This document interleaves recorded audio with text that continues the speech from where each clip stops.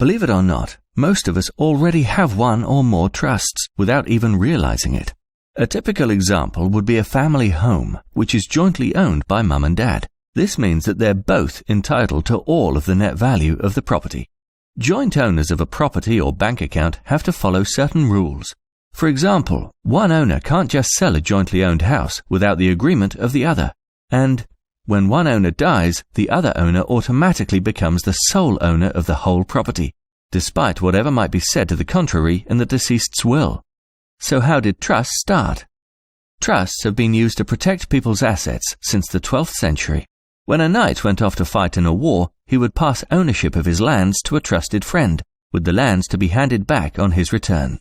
Often the friend went back on his word, refusing to hand ownership back, as under English common law he could claim the land was legally his. The law was changed to prevent this, and the trust was born.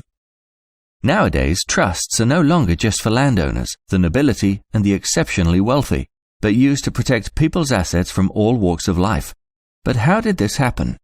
Following the end of World War II, there was a massive housing shortage, which was met by the building of council houses. Many of us will remember our parents and grandparents happily living in one.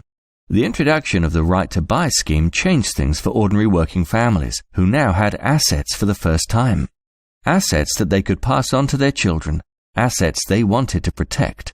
This remains the case today. With more people owning their own homes and even second properties, using trusts is the best strategy for those looking to pass these assets on intact. How exactly?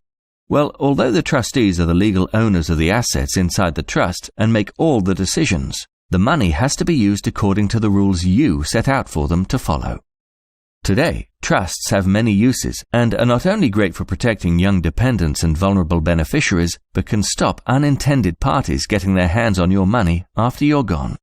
When assets are passed to beneficiaries, absolutely, they're at risk of attack from divorce or separation, bankruptcy and creditors, remarriage, care costs and taxation. Simply setting up a trust will help protect your hard-earned money from any such attacks being made against your chosen beneficiaries, no matter what their future holds.